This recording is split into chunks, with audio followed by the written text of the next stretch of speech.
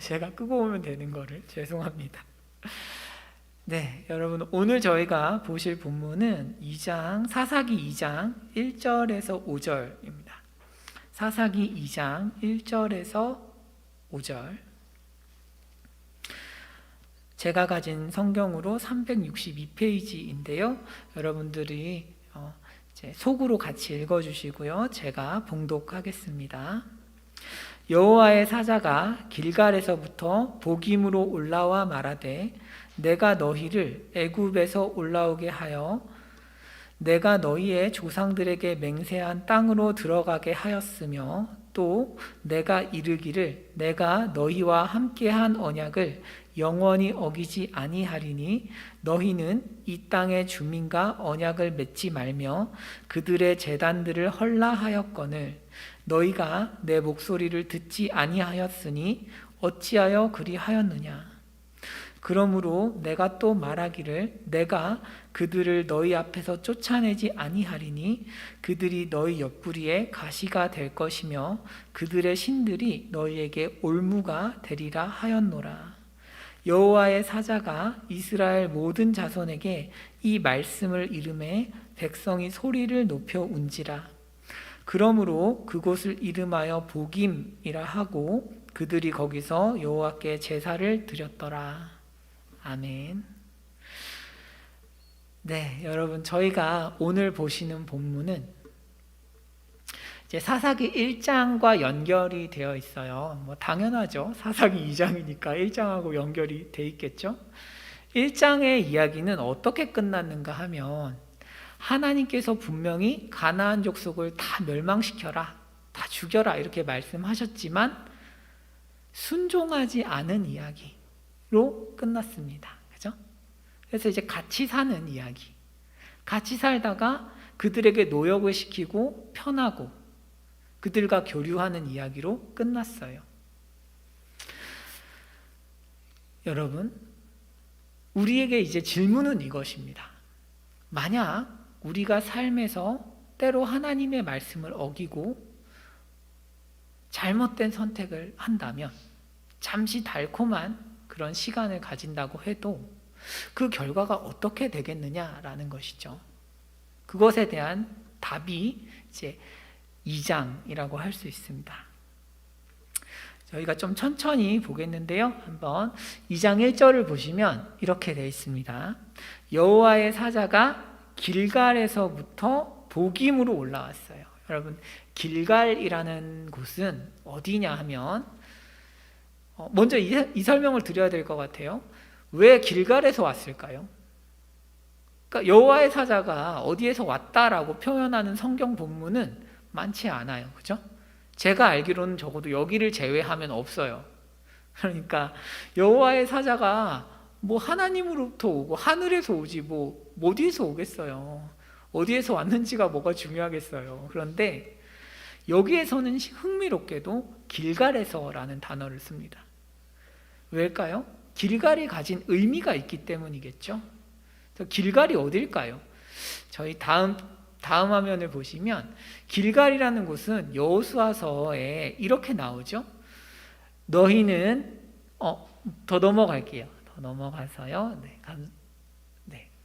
제가 여호수아 본문을 빼먹었나요? 제 앞에 여호수아 본문을 빼먹을 수도 있습니다. 제가 간단히 설명드릴게요. 그러면 내가 오늘날 애굽의 수치를 너희에게서 굴러가게 하였다. 여기가 이제 길갈이죠.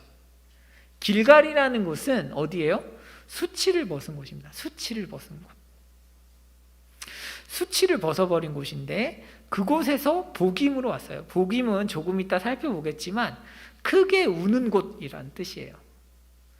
그러니까 지금 여호와의 사자가 길갈에서 보김으로 왔다는 것은 정말 새 사람이 된 수치가 없는 그런 이스라엘 족속, 아주 영적으로 순결하고 깨끗한 어떤 날이 서 있는 그런 상태에서 어떻게 변질됐다는 거예요? 눈물을 흘리는 상태로 변질되었다 이 뜻이죠.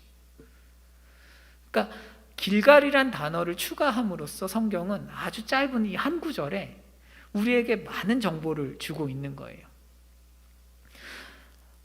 먼저 길갈, 너희가 수치를 벗은 사람들이야 라는 정보를 주고 있기도 하고, 그런 너희들이 지금 울고 있어. 지금 너희들이 참 마음이 고통스러워 라는 정보를 주고 있죠. 여러분, 이게 성경의 답입니다. 만약 우리가 하나님의 말씀대로 온전히 행하지 못하고 때로는 내 욕심에게 진다면 어떤 결과가 있다는 거예요? 많이 운다는 것이죠. 많이 고통스럽다는 것입니다. 여러분, 그러면서 이제 여호와의 사자가 이렇게 이야기를 합니다. 무엇이라고 이야기하냐면, 내가 너희를 애굽에서 올라오게 했다. 내가 애굽에서 올라오게 했고, 내가 너희의 조상들에게 맹세한 땅으로 들어가게 하였으며, 또 내가 이르기를 내가 너희와 함께한 언약을 영원히 어기지 아니하리니. 하나님은 어떤 분이에요? 내가 무시한 하나님의 말씀, 내가 하나님의 말씀을 어기고 경시했을 때 하나님은 어떤 감정을 느끼실까요? 하나님은 어떤 분이실까요? 하나님은 우리와의 언약에 헌신하세요. 그러니까 사람하고 하나님은 굉장히 다르죠. 사람은 자기 이익에 따라서 너무나 손쉽게 원칙을 바꾸고 행동하지만, 우리 하나님께서는 어때요? 여기에 보시면 영원히 어기지 않겠다 하죠. 상황과 상관없이 내가 이익이 되든 손해를 보든 나는 함께 할 거야. 나는 이 언약에 충성할 거야. 헌신할 거야. 이 말이죠. 그러면서 2절입니다. 2절에서 너희는 이 땅의 주민과 언약을 맺지 말며 그들의 제단들을 헐라하였거늘 너희가 내 목소리를 듣지 아니하였으니 어찌하여 그리하였느냐.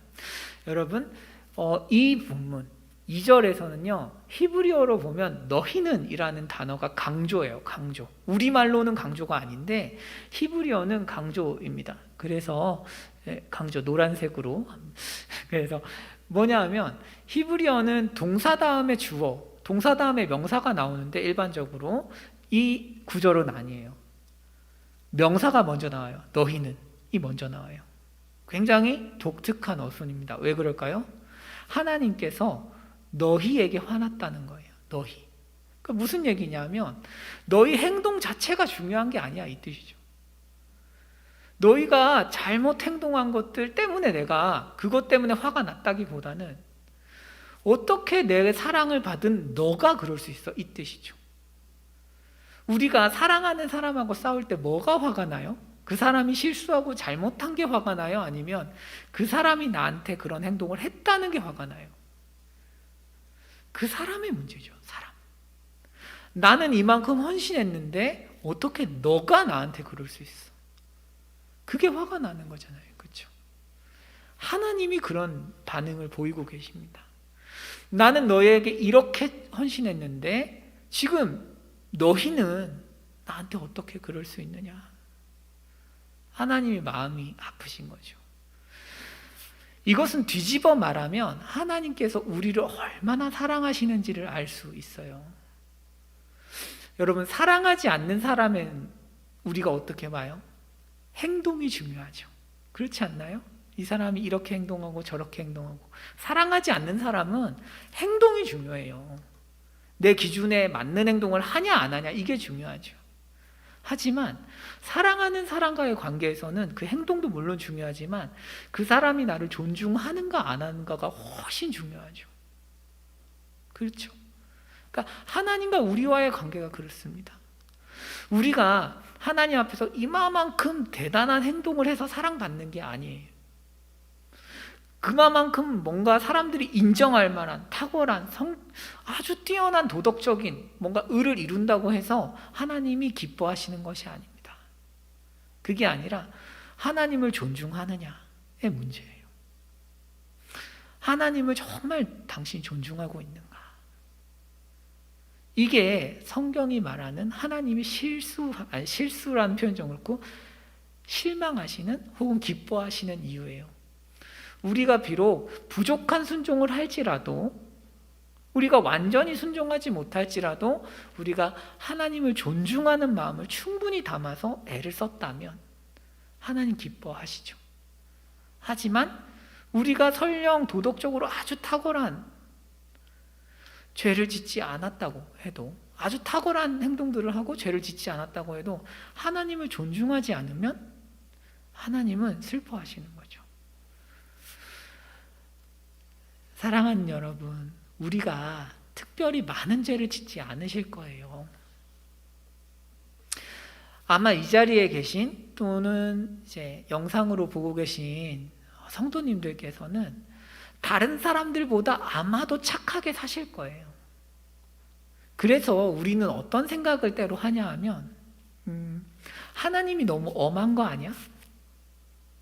너무 나한테 바라는 게 많아. 아니, 하나님께서 왜 나한테 이것까지 요구하실까? 나 정도면 잘 살고 있잖아. 내가 뭘 그렇게 잘못을 했어? 나 정도면 훌륭하지. 괜찮잖아, 나 정도면. 이라고 생각하기도 하고 실제로 옆에서도 그렇게 이야기를 하죠. 하지만 그 가운데에서 하나님이 빠져 있다면 하나님께서는 슬퍼하신다는 거죠. 여러분, 가나안 민족과 공존하는 이스라엘 지파의 모습이 특별히 부도덕한 게 아니에요. 특별히 그 사람들과 엄청난 죄를 지금 지은 상황이 아니에요. 매우 초기의 상황이죠. 여러분들이 1장만 읽으셨을 때 무슨 죄를 지었어요, 이 사람들이? 인간적인 눈으로 봤을 때 죄를 지은 게 없어요. 무슨 간음을 저지른 것도 아니고 잘못한 게 없어요. 다만 하나님을 잘 믿지 못했을 뿐이에요. 그리고 그 결과 공존을 택하게 됐는데, 그래서 하나님께서 무시당했다고 생각하시는 거죠.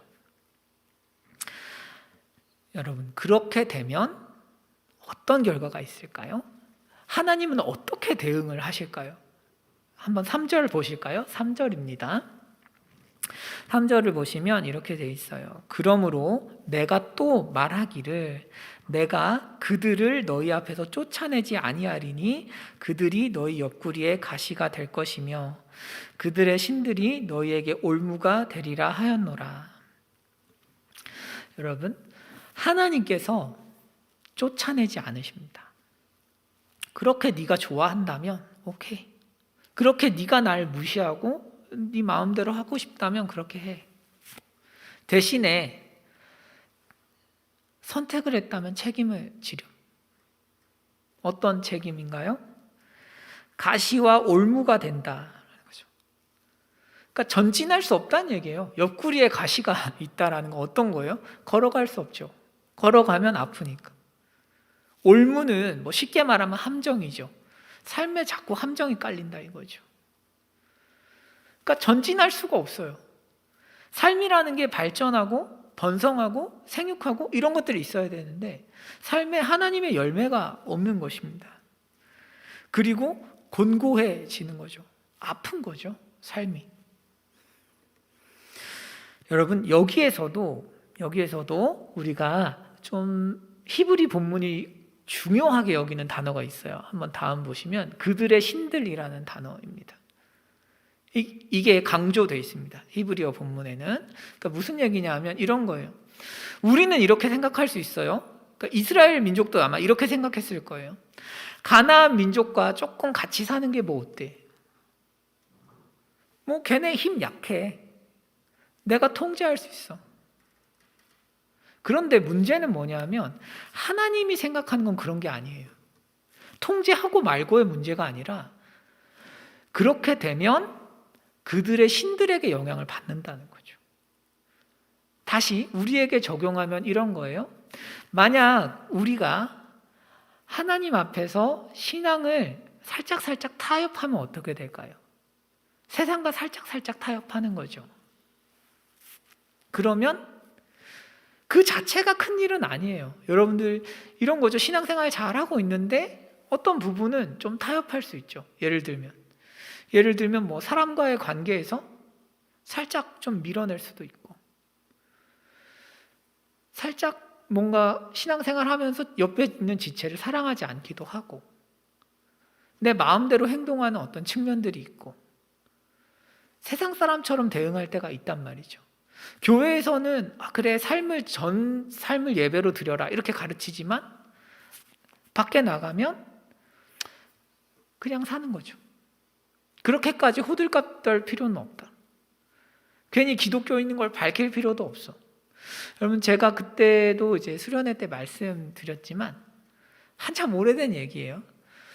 여러분들 직장 다니시는 분들은 뭐 컴퓨터가 있잖아요. 컴퓨터도 있고 뭐도 있을 텐데 거기에 사실 정상적으로 말씀을 따라서 우리가 산다면 기독교인이라는 표지가 있어야 돼요. 그러니까 모르는 사람, 그러니까 기독교인이라는 정보는, 여러분들이 기독교인이라는 정보는 누가 여러분이랑 대화를 해서 알아내야 되는 그런 정보가 아니에요. 성경은 표시를 내고 다니라고 했어요. 미간에 붙이고 다녀라. 무슨 얘기예요? 나랑 전혀 관계가 없는 사람들도 내가 기독교인인 걸 알아야 돼요. 사실은 그게 그리스도인이에요. 그런데 그렇게 잘 안 하죠. 사실은 식기도조차 안 하죠. 가서 그냥 민망하니까 굳이 뭐 그럴 필요 있나? 티낼 필요 있나? 그러니까 무슨 전도를 하겠어요. 여러분, 내가 뭐 혼내는 게 아니고 원칙이 그래요. 그리고 그렇게 하셔야 하나님의 큰 은혜들을 경험하실 수 있어요. 그런데 그렇게 안 하죠. 왜? 그렇게 안 하는 것 자체는 큰 문제가 아닌데 그렇게 되면 어떻게 돼요? 결국 세상의 가치관들이 내 삶에 들어오죠. 우리가 그리스도인인 것을 밝히고 선명하게 표시하는 걸 포기하면 어떻게 돼요? 세상의 가치관에 점령당하게 돼 있죠. 아무것도 아니에요. 어떻게 보면 아무것도 아니지만 또한 전부예요. nothing이기도 하고 everything이기도 하죠. 그래서 여러분, 그들의 신들이 문제인 거죠. 정말 아무것도 아니에요. 뭐 말 안 할 수도 있지. 하지만 내가 밝히지 않으면 올무가 생기는 거죠. 이게 하나님 말씀이 진단하고 이야기하는 우리의 삶이라고 할 수 있어요.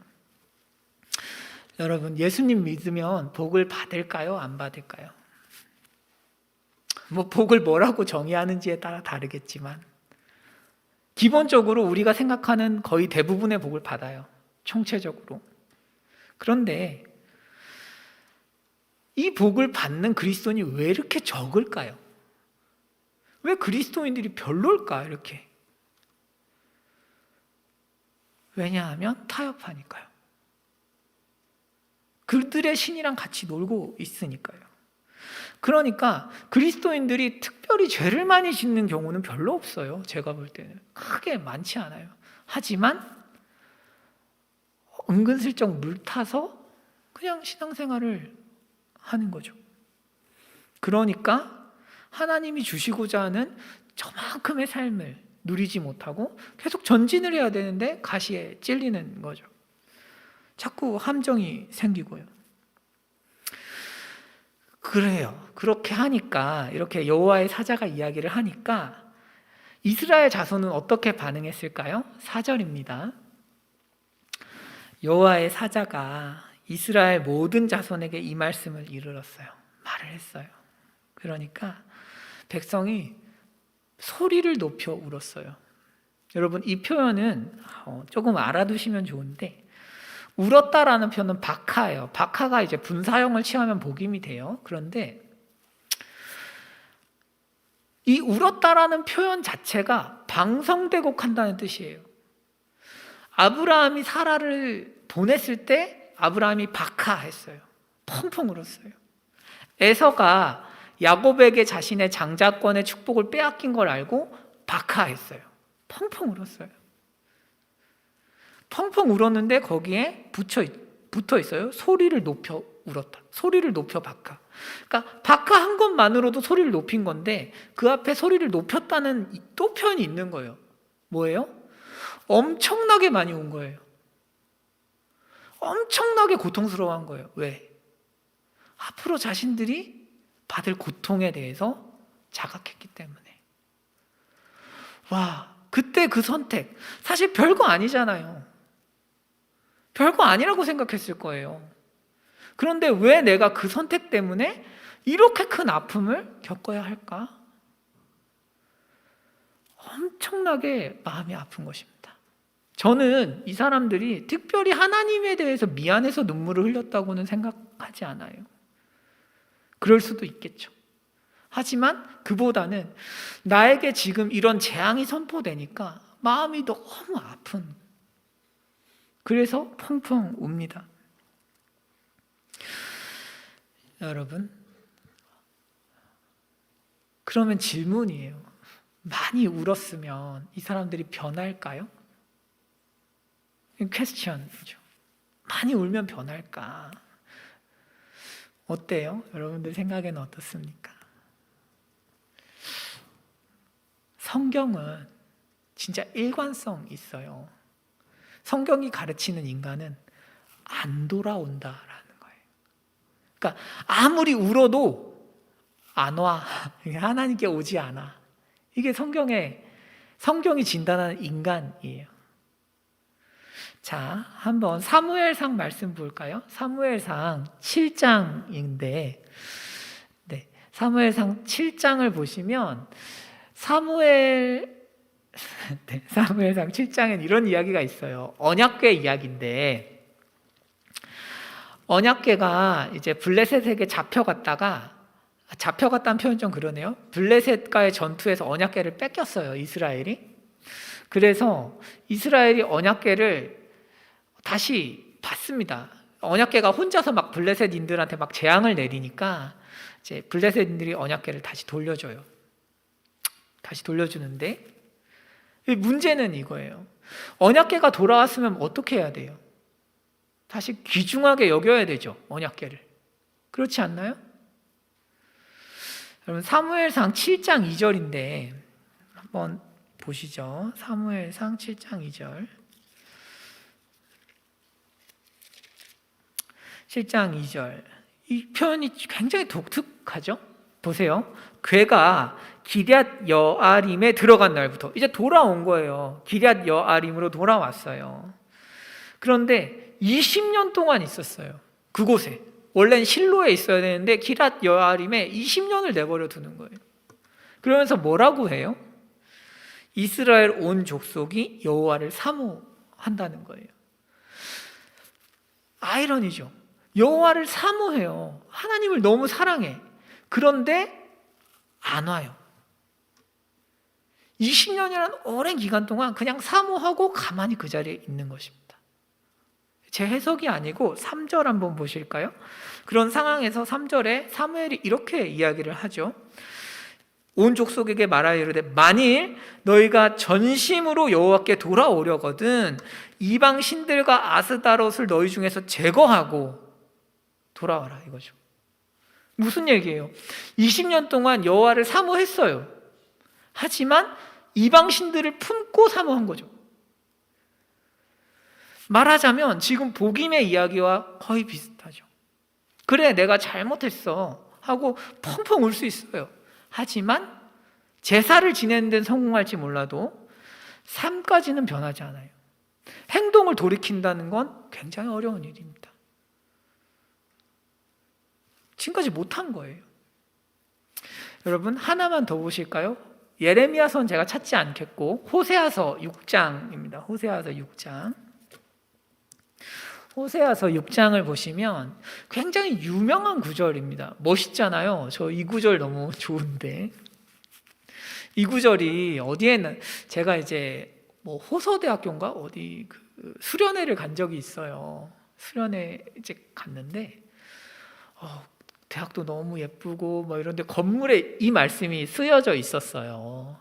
그래서 유명한 말씀이죠. 그러므로 우리가 여호와를 알자. 힘써 여호와를 알자.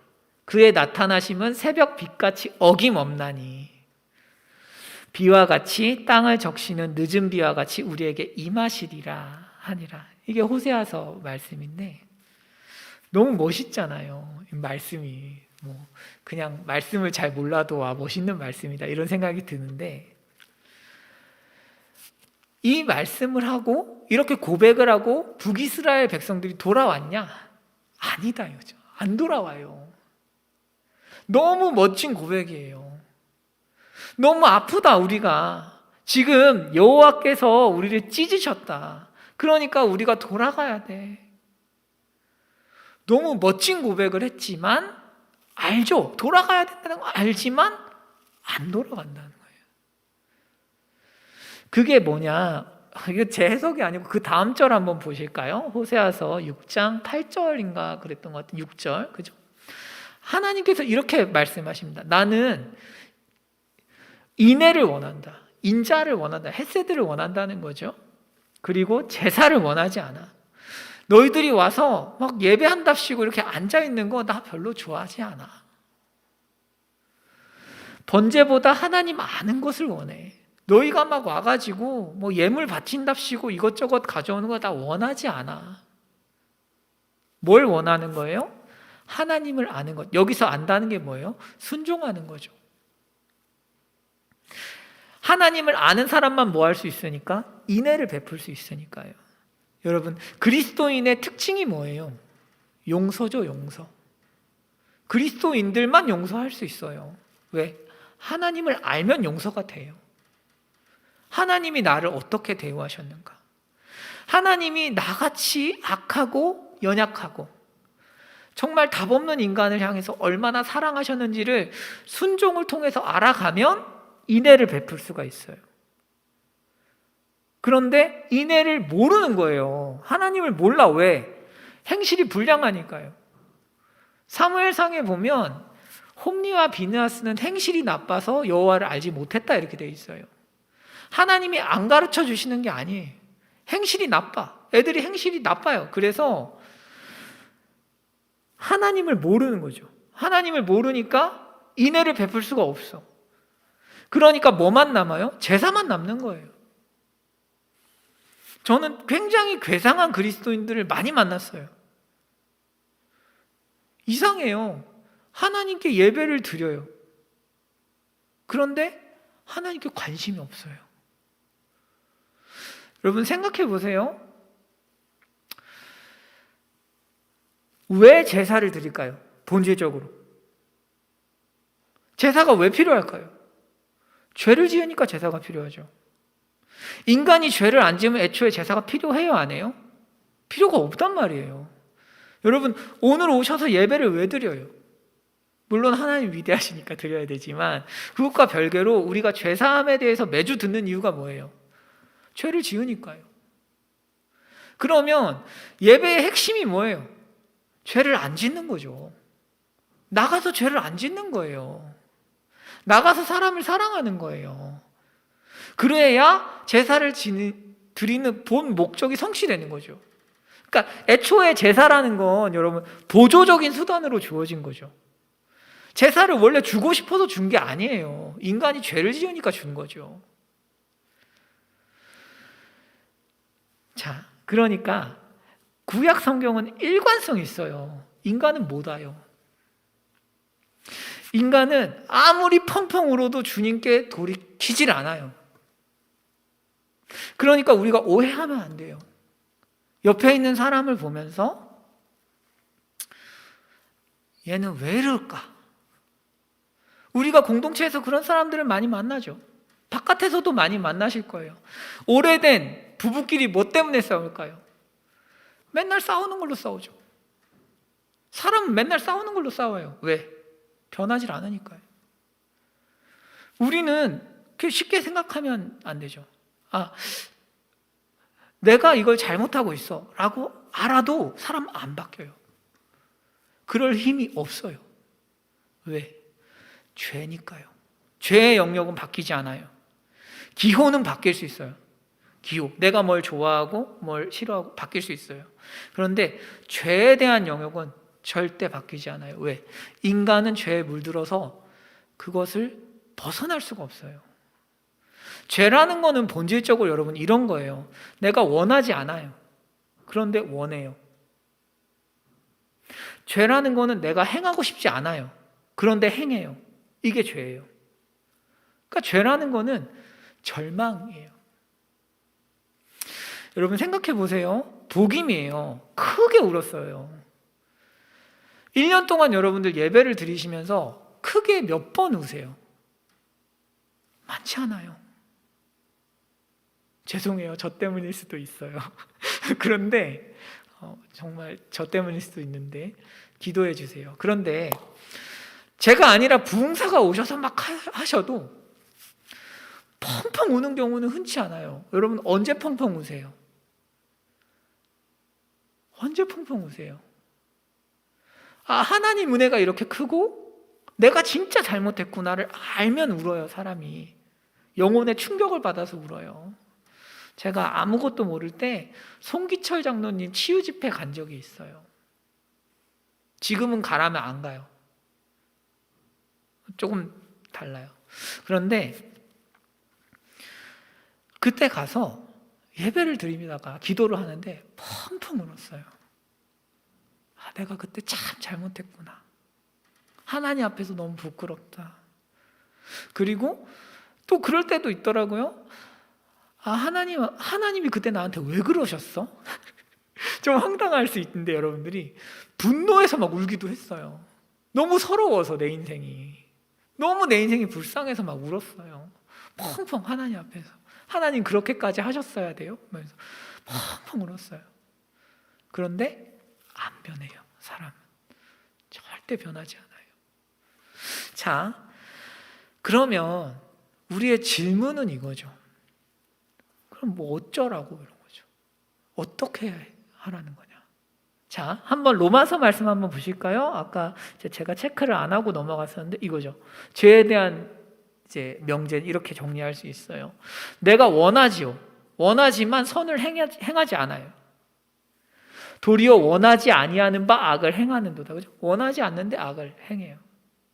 그런데 좀 더 구체적으로 보면 악을 원하니까 행하는 거죠. 그러니까 원하기도 하고 원하지 않기도 하고. 그래서 절망이에요. 여러분, 그러니까 우리가 이 싸움을 하는 데 있어서는 가장 먼저 알아야 되는 게 뭐냐면 내 힘으로 안 되는구나 라는 거예요. 절망이구나. 그럼 나한테 뭐가 필요한 거예요? 이제 구원이 남은 거죠. 하나님, 저에겐 소망이 없습니다. 제가 몇 번이고 돌이키려고 했지만 절대 돌이킬 수가 없네요. 그래서 구원이 필요한 거죠. 여러분, 그래서 하나님의 대답이 뭐예요? 어떻게 우리를 구원하실까요? 죄에서. 성령 하나님을 주심으로써 구원하십니다. 성령 하나님이 우리 안에 오셔야 해결이 돼요. 죄에 대한 문제는. 여러분, 구약 성경이 이렇게 절망적인 이야기를 하지만 아주 특별한 인물 하나가 있습니다. 다윗이죠. 다윗.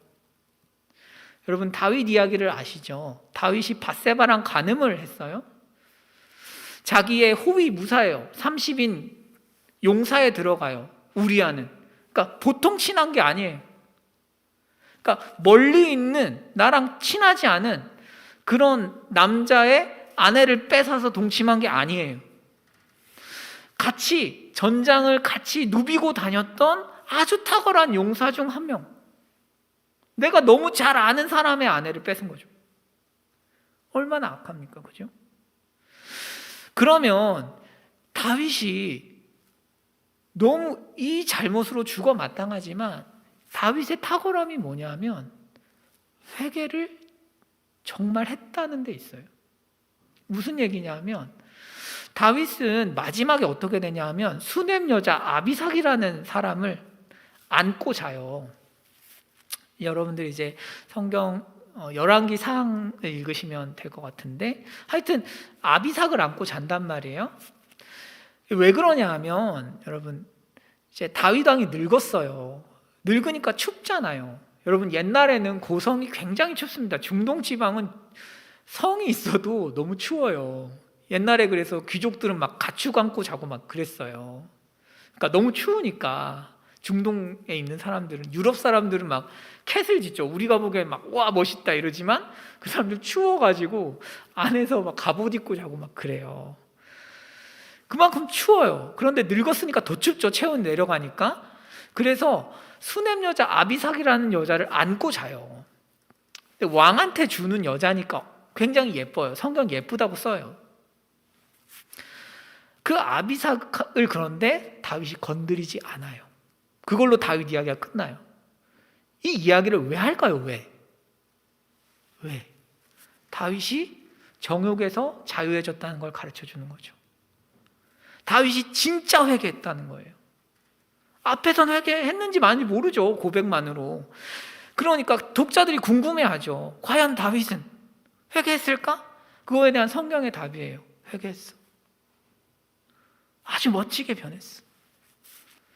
그러면 다윗이 탁월한 거예요? 하나님이 탁월한 거예요? 하나님이죠. 다윗에게는 뭘 주셨으니까? 성령 하나님을 주셨으니까.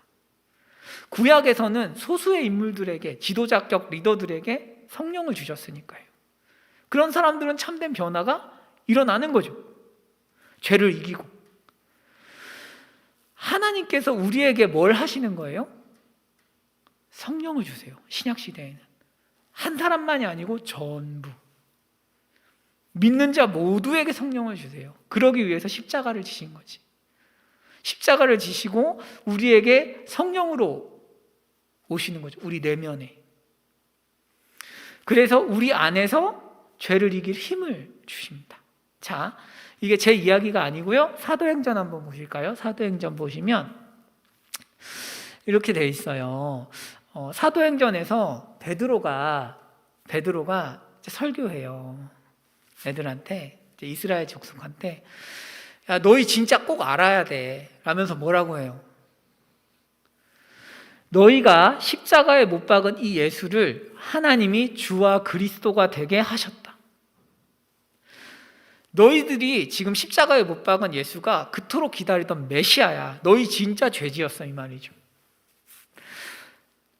우리가 사사기에서 방금 읽은 것도 사사시대의 사람들은 하나님의 언약에 충성하지 않았고 하나님은 충성하셨다는 이야기예요.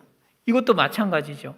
하나님은 수천 년이 걸려서 언약을 지키셨고 이스라엘 백성은 언약을 몰라보고 불순종해서 예수님을 죽였어요. 똑같은 일이에요. 이렇게 이야기를 하니까 사람들이 이렇게 반응합니다. 뭐라고 반응할까요? 이제 마음에 찔렸다 이렇게 돼 있어요. 사도행전 2장 38절인가요? 같이 한번 보실까요? 사도행전 2장 38절 37절이네요. 그러니까 이 사람들이 마음에 찔렸어요. 여러분 사사기에서도 사람들이 막 울죠. 마음에 찔려가지고 막 울어요. 찔려서 어찌할꼬 막 이래요. 똑같은 반응이에요. 지금까지는. 그런데 결말이 달라요. 사도행전에서는 놀라운 변화가 있어요. 왜? 성령이 있기 때문에. 우는 걸로 끝나질 않아요. 성령 하나님이 함께 하시니까요. 자, 38절입니다. 이렇게 돼 있죠? 베드로가 이렇게 말을 해요. 너희가 회개하여 각각 예수 그리스도의 이름으로 세례를 받고 제사함을 받으라. 그리하면 뭐예요? 성령을 받을 거다. 성령을 받으니까 사람들이 바뀌죠. 사람들이 바뀌어서 자기 힘으로 바뀐 게 아니라 성령을 받아서 42절에 이렇게 되죠. 우상숭배에서 떠나서 가르침을 받는 거죠. 사도의 가르침을 받아 서로 교제하고 떡을 떼며 오로지 기도하기를 힘쓰니라. 밑에 보시면 45절에 재산을 막 나눠주고 사람들에게 칭송을 받아요. 47절에 보면 성령 하나님의 능력이죠. 여러분, 성령을 가진 사람과 가지지 않은 사람의 차이죠. 성령 하나님께서만 유의미한 어떤 회개를 이끌어내실 수 있는 거죠. 자, 오늘 말씀은 이제 이 질문에 답하면서 마치고 싶은데요. 지금 여기까지 여러분들이 설교를 잘 들으셨다면 아마 이 생각을 하시고 이 질문을 하셔야 마땅한데, 이런 질문이에요. 오케이, 성령 하나님이 있으면 참된 회개가 이루어지고 내 행동이 변하는 걸 알겠다. 그게 없으면 안 되는구나. 그런데 문제는 왜 내 삶은 신약 시대의 성령을 가진 사람에 가깝기보다는 구약 시대의 사람하고 비슷할까? 왜 나는 죄인 걸 알면서도 떠나지를 못할까?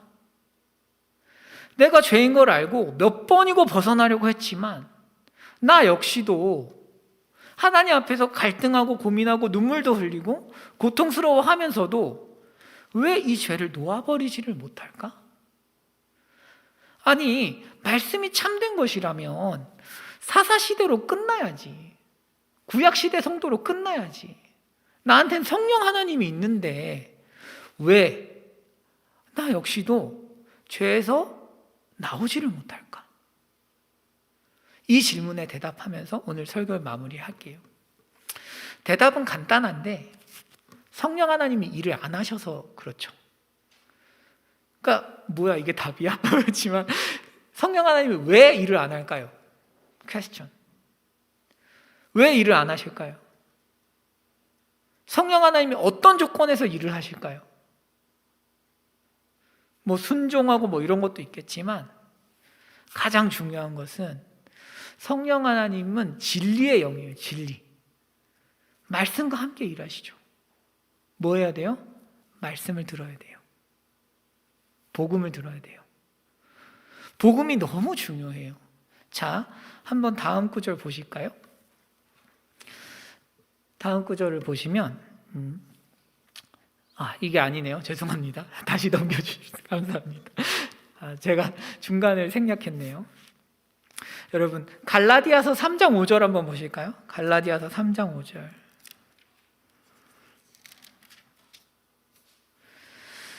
갈라디아서 3장 5절 제가 많이 인용하는 구절인데 꼭 알아두셔야 돼요. 꼭. 자 보세요. 너희에게 성령을 주시고 너희 가운데서 능력을 행하시는 이의 율법의 행위에서냐 혹은 듣고 믿음에서냐. 자 보세요. 여기서 주신다, 성령을 주신다라고 할 때 이 주신다는 현재 분사예요. 주고 계속 준다는 얘기예요. 또 하나, 너희 가운데서 능력을 행하신다고 할 때 행하신다고 하는 것도 현재 분사예요. 행하시고 행하시는 거예요. 언제? 듣고 믿을 때예요. 듣고 믿을 때. 뭘? 하나님의 복음을요. 여러분들이, 그러니까 우리가 정말 하나님의 은혜에 가득 차서 성령에 사로잡혀서 우리가 신앙생활을 하려면 반드시 뭘 들어야 돼요? 복음을 들어야 돼요. 복음이 뭐예요? 예수께서 나의 모든 죄를 사하셨다는 이야기죠. 모든 죄를 사했고 나는 하나님 앞에서 뭐예요? 정말로 구원받았다. 나의 수많은 죄에도 불구하고 하나님 날 지극히 사랑하신다. 지금 여러분들이 고통받고 있고 죄 때문에 슬퍼하고 있더라도 하나님의 대답은 한결같아요. 뭐예요? 내가 너를 사랑한다는 거예요. 세상 어떤 사람이 무엇이라고 얘기해도 내가 너의 그 죄를 용서했다. 그리고 내가 너를 사랑해. 내가 너를 축복하길 원해. 너는 하나님의 자녀야. 존귀한 하나님의 자녀. 너무 귀한. 내가 예수 피로 산 하나님의 자녀야. 너 내 거야. 이게 복음이에요. 너는 지극히 존귀한 사람이야. 세상에서 누가 뭐라고 해도 설령 어떤 사람은 너의 행동을 두고 이기적이다. 넌 정말 못났다. 넌 쓰레기다. 라고 판단하고 이야기할 수 있어도 그 행동이 너의 정체성을 결정하는 게 아니다. 우리 정체성은 누가 정해요? 예수님이 정하셨죠. 예수님의 공로가 우리 정체성을 정해버린 거죠. 예수님의 공로가 뭐예요? 우리를 하나님 자녀 만든 거죠. 지극히 높은 품이 있는 하나님의 자녀를 만들었기 때문에 하나님께서 무엇이라 말씀하시는 거예요? 죄와 어울리지 않아. 너와 죄가 어울리지 않아. 라고 우리를 격려하시는 것입니다. 여러분, 때로는 우리가 죄의 유혹을 받아요. 이런저런 유혹을 받아요. 그럴 때 뭐라고 하셔야 돼요? 나는 이런 사람이 아니야 라는 거예요. 나는 음란한 걸 좋아하는 사람이 아니야. 왜? 하나님의 자녀니까. 나는 이기적인 사람이 아니야. 하나님의 자녀니까. 정체성이 행동을 이끌어내는 거죠. 이걸 확실하게 붙잡는 만큼 진리의 영이신 성령 하나님께서 역동적으로 역사하셔서 삶을 끌고 가는 거죠. 죄는 두 가지 측면이 있어요. 죄책감이 있고 죄가 있어요. 무슨 얘기냐면 여러분, 우리가 많이 지은 죄들이 있어요. 이미 평생 살면서 지은 죄가 있죠. 사탄이 와서 공격할 때가 있어요. 사람들은 모르더라도 나는 너의 모든 죄를 알아. 넌 나쁜 놈이야. 라고 공격할 때 여러분 뭐라고 대답하셔야 돼요? 많은 사람들이 이렇게 대답해요. 그거 죄 아니야. 그럴 수도 있었어. 뭐 이렇게 대답해요. 그러면 안 돼요. 우린 뭐라고 대답해요? 그래. 그런데 그 죄값을 예수께서 모두 지불하셨고 나는 존귀한 하나님의 자녀야. 모든 율법의 의를 성취한 사람으로 여기시는 거예요, 우리를. 단순히 구원만 한 것이 아니라 우리에게 상급을 주는 모든 것들을 다 이뤄서 주신 거죠. 그래서 하나님 앞에서 지극히 존귀한 사람이다. 죄에도 불구하고 나는 축복받아. 왜? 예수님이 나를 위해서 대신 값을 지불하셨고 대신 나를 의롭게 만드셨으니까. 또 하나는 죄에 대해서 유혹받을 때 정체성을 기억하는 것입니다. 결국은 믿음이에요, 여러분. 이 믿음이 확실할수록 성령 하나님과 일하는 것, 역동적으로 일하는 그 성령 하나님을 더 많이 경험할 수 있을 것입니다. 여러분, 다음 말씀으로 마무리하겠습니다.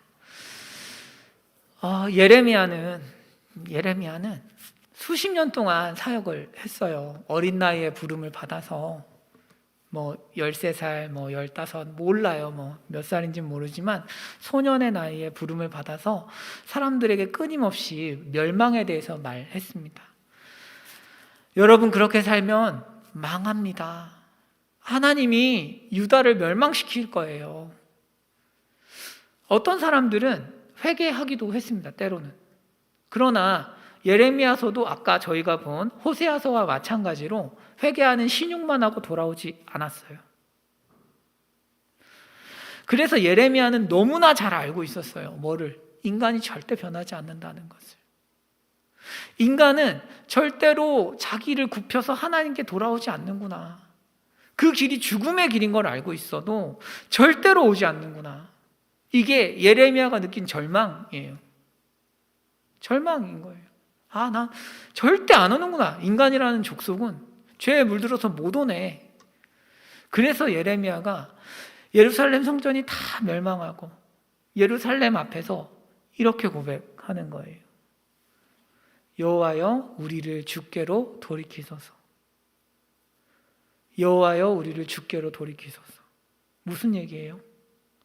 주님이 오셔야 됩니다. 주님, 인간에게 아무리 돌아오라고 해도 인간은 돌아오지 않습니다. 하나님, 우리가 수십 년 사역했는데 그 결과는 멸망한 성전입니다, 주님. 만약 다시 이들이 와서 성전을 쌓는다고 하여도 똑같은 이유로 다시 멸망할 겁니다, 주님. 그러니까 주님이 다시 와주십시오. 주님이 오셔야 합니다. 그래야 우리가 돌아가겠습니다. 하나님, 우리가 먼저 돌아갈 수 없습니다. 주님이 우리를 구원해 주세요. 라고 기도한 것이죠. 그리고 그 기도가 십자가에서 이루어진 거예요. 궁극적으로. 그래서 복음의 절망이 십자가에서 끝난 것입니다. 여러분, 우리에게 나름대로 어려운 이야기들, 사건들이 있을 줄 압니다. 형태와 모양을 달리해서 하지만 모든 인간이 겪는 아픔은 다 거기서 거기입니다. 죄에서 벗어날 수 없다는 것. 이 시간에 우리가 주님 앞에서 기도하면 좋겠어요. 하나님 아버지, 죄를 이미 용서받았음을 기억하고 내가 얼마나 존귀한 사람인지를 기억하고 하나님의 말씀대로 살도록 도와주십시오. 우리 같이 기도하시겠습니다.